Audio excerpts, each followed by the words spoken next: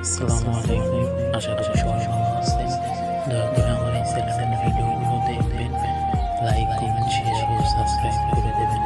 আশা করি এতে আপনাদের কোনো ক্ষতি হতেও না, বরং আমার এই ছোট্ট চ্যানেলটি একটু